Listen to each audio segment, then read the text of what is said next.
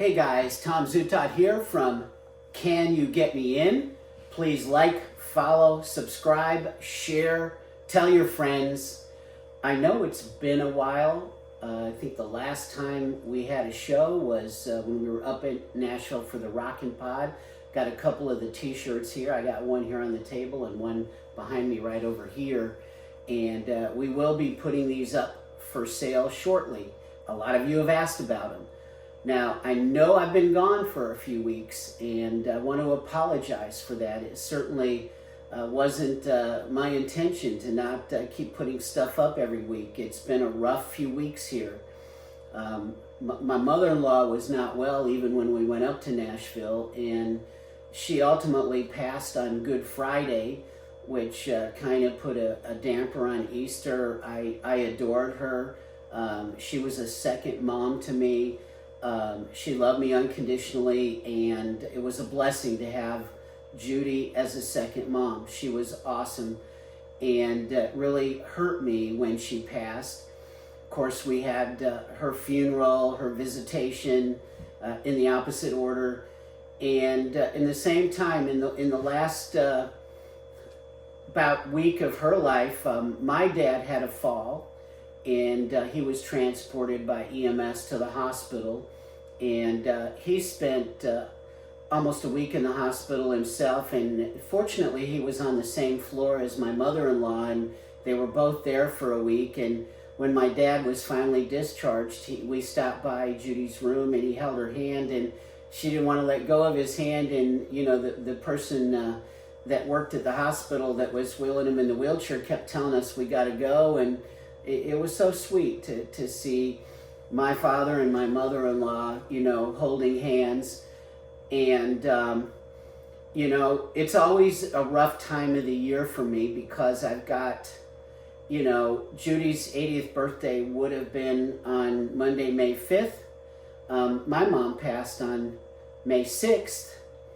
And then, of course, this year, my birthday fell on Mother's Day, and for the last 4 or 5 years I've had wonderful Mother's Day with my mother-in-law and her 3 kids, and you know, their kids, and you know, it's just been wonderful. So you know, this year was a very tough Mother's Day, and my birthday actually fell on Mother's Day. So I just wanted to give a brief explanation on why I let y'all down and vanished for a month, and now we're back on track and getting back into more positive energy. And I want to say some positive things about Roy Thomas Baker. Now, Roy Thomas Baker, probably the world of music would not be the same without him, and I'm not going to assume that everybody knows who he is. So Roy Thomas Baker was probably the most extraordinary producer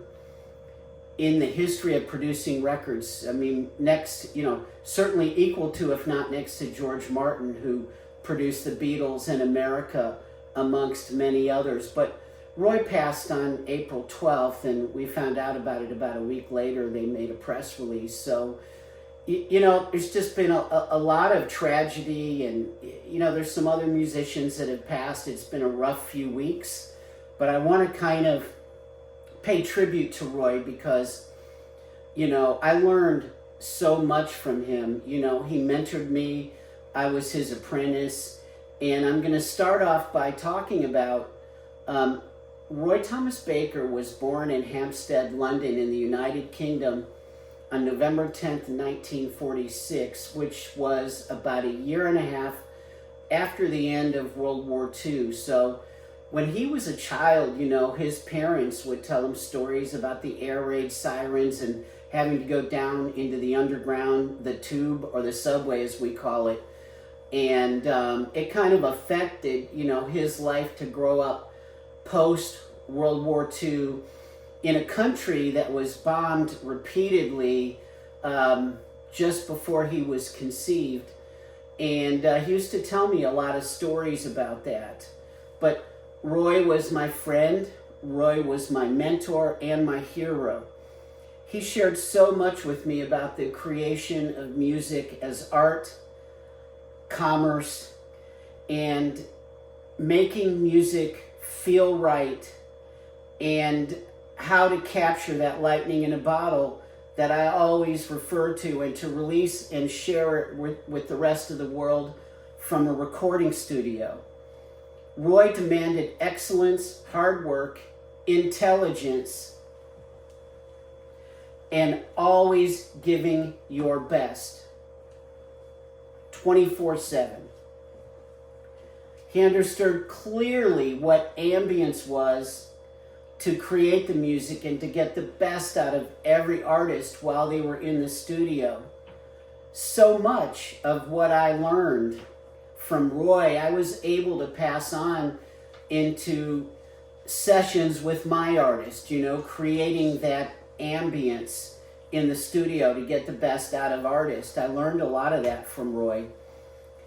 Roy, and think about this, right? When he was a teenager, Roy was 14 years old, and he got a job at Decca Studios, and he was there at Decca Studios when the Beatles made their audition tape at Decca. Now, how crazy is it?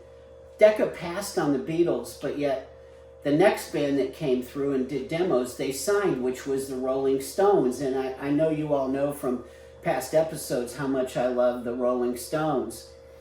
And while he was at Decca Records and Decca Studios, he met Gus Dudgeon, and he apprenticed under Gus, and Gus taught him a lot. Gus is the guy who's probably most known for producing all of those amazing Elton John records. The first one, the next few, Goodbye Yellow Brick Road, Madman Across the Water, Honky Chateau. And Gus was a very generous man, and he shared all of his knowledge with Roy when Roy was a teenager. It's kind of like when I became an apprentice to Roy and he shared all of his knowledge with me. He was paying it forward, and he also ran into Bill Price there. And I later used Bill Price to produce and mix a bunch of records for me by, Guns N' Roses, the London punk band Fluffy, and many others. So, and then, you also had Tony Visconti and Ken Scott, who were working with David Bowie, and Roy was around when they were making Ziggy Stardust and Hunky Dory and Pinups and all these great David Bowie records. So imagine that you grow up around those people, right? Gus Dudgeon from Elton John, Ken Scott from Bowie, Tony Visconti also with Bowie, and T-Rex, and Roy, he actually engineered All Right Now by Free. That is an iconic song. There's probably not one person watching me right now that hasn't heard All Right Now by The Free. And if you're that one person, just go pull it up and listen to it. It's probably one of the greatest rock records and singles ever made. Roy also engineered Bang a Gong by T-Rex under Tony Visconti. Can you imagine when you're a teenager and then into your early 20s and you're hanging out with Bowie, Elton John, the Rolling Stones' Let It Bleed record, T-Rex, Carly Simon, 10 Years After, Free, Frank Zappa, Lou Reed, Jeff Beck Group with Rod Stewart, Black Sabbath, Genesis, Peter Gabriel, Mahavishnu Orchestra, America, Golden Earrings, Radar Love, and engineering Mott the Hooples, All the Young Dudes. And we're not even started yet with the records that Roy actually produced. I just wanting to kind of give you a history of his career. And then he went to Trident Studios, and Trident was the first 8-track studio in London. And so when George Martin wanted to get more tracks to work with the Beatles, Abbey Road didn't have 8 tracks. So they went to Trident, and Roy was involved in some of the Let It Be record, Hey Jude. He even was involved in Ringo Starr's It Don't Come Easy, another one of my favorite singles. If you haven't heard Ringo Starr's It Don't Come Easy, listen to it. And if you haven't heard George Harrison's My Sweet Lord, Roy was also involved in that. So, Roy took what he learned from Gus Dudgeon, Robin Jeffrey Cable, Tony Visconti, and Ken Scott. And he absorbed all of that knowledge. And then, he went on after Decca, he went to Morgan Studios before he went to Trident. And I mentioned Trident. At Morgan Studios, he got to work with Andy Johns on people like Dr. John, more Stone stuff, and even Zeppelin, and Ainsley Dunbar, who later became the drummer for Journey. And that's how he met the Journey guys later. And he ended up producing them. And I'm going to get more into the records he actually produced shortly. He also worked with Santana, and he met Greg Raleigh, who was Carlos Santana's singer and keyboard player. And Greg Raleigh with Neil Schon, they were later, they formed Journey. And so it's all those relationships that evolve and develop. So the next thing I want to talk about is how did I get involved with Roy Thomas Baker? So while I was at Elektra, and I'm wearing my Motley Crue t-shirt in celebration of how I met and ended up, meeting Roy. So I'm sure most of you have heard the story of how I found Motley Crue, and you can always watch Nothing But a Good Time on Paramount Plus, and in the first episode there's a cartoon about it. And if this is your first episode, you can go back and see in other episodes, or go watch the Nothing But a Good Time documentary on Paramount Plus streaming. But there was this idea after I signed Motley Crue that Roy Thomas Baker would be good to bring in and remix their homemade record to give it more life. So I'm going to pull this up because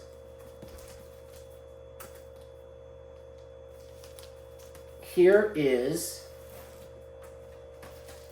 the original leather record. And this is a reissue of it that came from the Hollywood takeover, but this was the original leather record.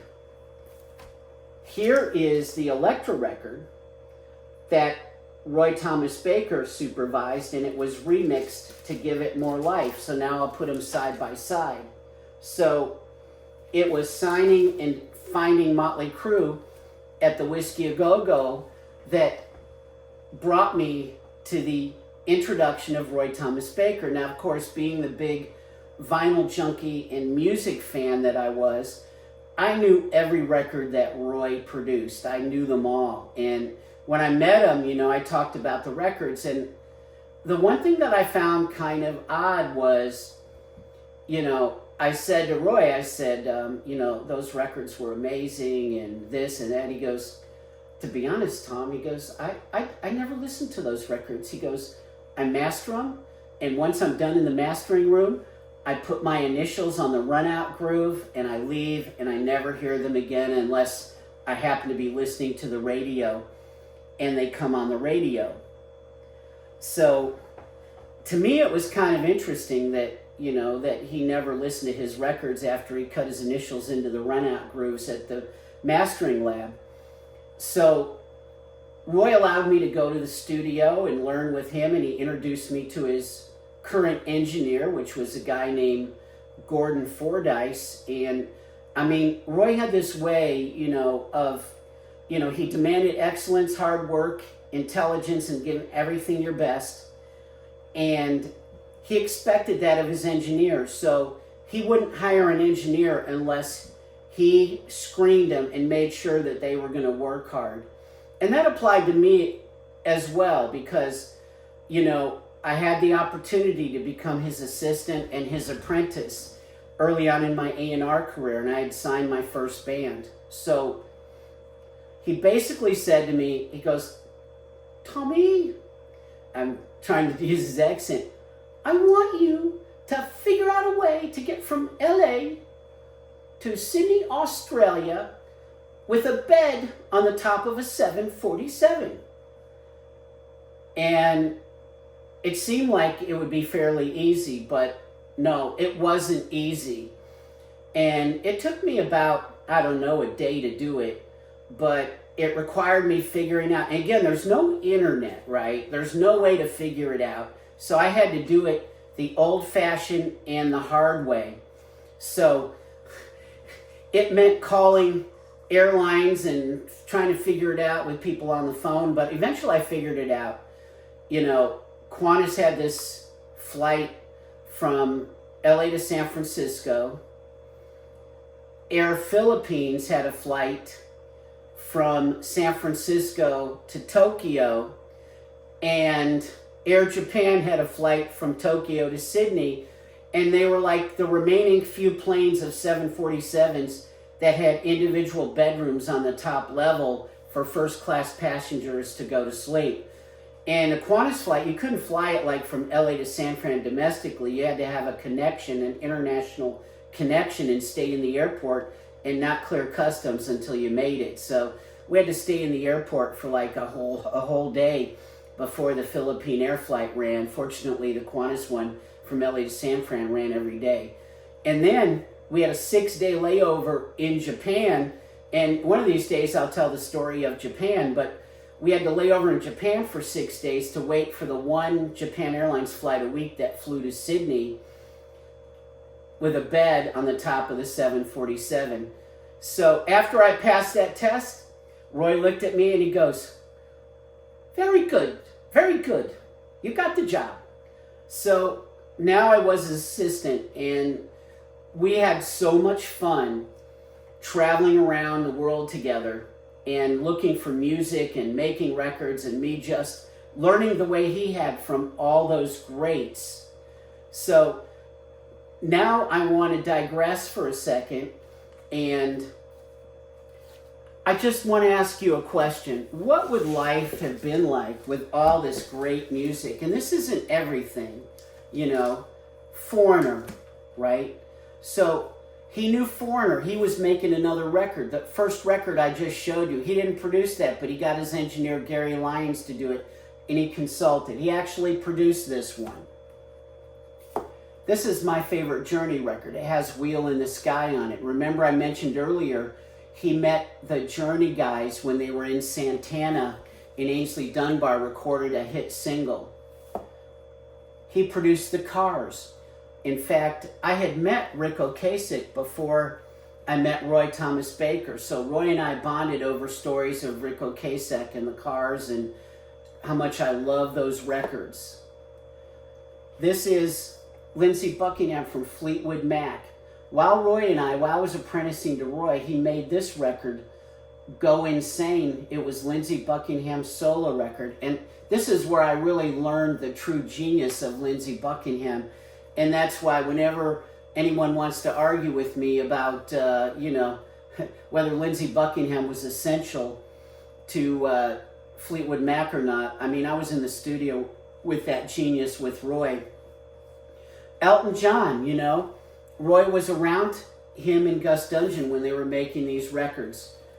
I mean, this is the record of all records. I mean, this is probably one of the most iconic records ever made, Bohemian Rhapsody by Queen. Every single song on this record is great. It had a lot of hits. I mean, you know, Bohemian Rhapsody, Love of My Life, 39, You're My Best Friend, Death on Two Legs. I mean, and I worked at that studio. Roy introduced me to that studio, and I made a bunch of records there. And this is my own record, right? Tooth and Nail. And I know that Don Dokken and George Lynch and Jeff Pilson have been streaming everywhere talking about the hell of making this record with Tom Werman. And at a certain point, Don Dokken was not speaking to Werman, and Werman was not speaking to George Lynch, and George Lynch was mad. And we had this great record, right? And these great songs like, Tooth and Nail, the metal song, Just Got Lucky, When Heaven Comes Down, Into the Fire, a song Don wrote about me, Alone Again, one of the prettiest ballads ever made. And this record almost disintegrated, and Roy Thomas Baker came in to save it when Tom Werman had to leave because of the hostility. And, Roy understood what it took to get a great record. And The thing he did when I talked about him creating ambiance, he did. At this session was so tense and so stressful, he created a margarita bar outside the studio door, and he just made margaritas all day. And when they went to mix the record, they found that the drums were out of sync with the rest of the tracks, and nobody wanted to re-record the drums, so he went in and ran a wire out of one box and, a couple of miles around and into another, because now it's easy. You got a computer, you push a button, and it fixes everything. Back then we didn't, and so Roy used his technical genius and understanding to fix the drums on this record, and it's a beloved metal rock record. And then I brought a couple of these Bowie records that Roy was around with Ken Scott and Tony Visconti, and lastly, I love this band, this Eclectic Bebop Deluxe, and Roy made their Futurama record, and it was one of the first records that he ever produced on his own.